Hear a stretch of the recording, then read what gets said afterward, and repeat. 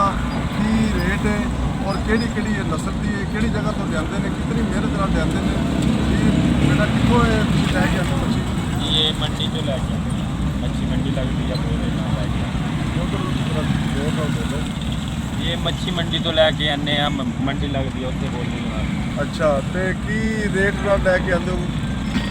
ये ਵੱਖੋ ਵੱਖ ਰੇਟ ਹੁੰਦਾ ਜੇ ਜਿੱਦਾਂ ਹੁੰਦਾ 10-20 ਰੁਪਏ ਪ੍ਰੋਫਿਟ ਰੱਖ ਕੇ ਫਿਰ ਅੱਗੇ ਵੇਚਦੇ। ਅੱਛਾ, ਇਹ ਰਾਤ ਨੂੰ ਲਿਆ ਕੇ ਫਿਰ ਫ੍ਰਿਜ 'ਚ ਰੱਖਦੇ ਹੋ ਹਾਂਜੀ, ਜਾਂ? ਫਿਰ ਇਹਨੂੰ ਬਰਫ਼ ਲਾਣੀ ਪੈਂਦੀ ਆ, ਬਰਫ਼ ਲਾ ਕੇ ਫਿਰ ਰੱਖਦੇ ਹਾਂ। ਅੱਛਾ, ਬਰਫ਼ ਲਾ ਕੇ ਫਿਰ ਰੱਖਦੇ ਹੋ।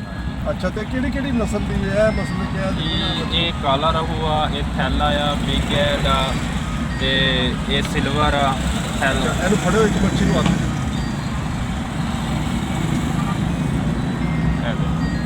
नाजरीन, ए देखो कितनी प्यारी और खूबसूरत मच्छी है और सही खान वाली है, ज़बरदस्त है जी। एक केड़ी नस्ल है जी?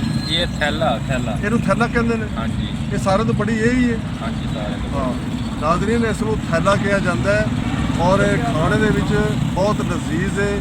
ਇਸ ਤੋਂ ਫਾਇਦਾ ਉਠਾਓ। ਇਹਨਾਂ ਨੇ ਸੇਲ ਲਾਈ ਹੈ, ਬਾਜ਼ਾਰ ਤੋਂ ਮਜ਼ੀਦ ਸਸਤਾ ਦੇ ਰਹੇ ਨੇ। ਇਹਨੂੰ ਖਾਓਗੇ ਤੇ ਯਾਦ ਕਰੋਗੇ। ਔਰ ਕਿੰਗ ਰੋਡ ਦੇ ਔਰ ਸੱਤ ਸਿਰੇ ਦੇ ਦਰਮਿਆਨ ਦੇ ਵਿੱਚ ਇਹਨਾਂ ਦੀ ਰੇਹੜੀ ਲੱਗੀ ਹੈ।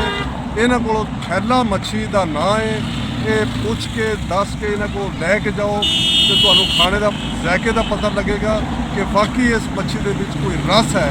ਫਿਰ ਬੰਦੇ ਇਸ ਨਸਲ ਦੀ ਮੱਛੀ ਦੀ ਬੜੀ ਤਲਾਸ਼ ਕਰਦੇ ਨੇ ਔਰ ਇਸ ਨਸਲ ਦੀ ਮੱਛੀ ਮੰਡੀ ਤੋਂ ਲੈ ਕੇ ਤੁਸੀਂ ਹਾਲੀਏ ਤਾਈਂ ਜਾਓ, ਇਸ ਦੇ ਦੌਰਾਨ ਰਸਤੇ ਦੇ ਵਿੱਚ ਕੋਈ ਐਸੀ ਮੱਛੀ ਨਹੀਂ ਹੈ।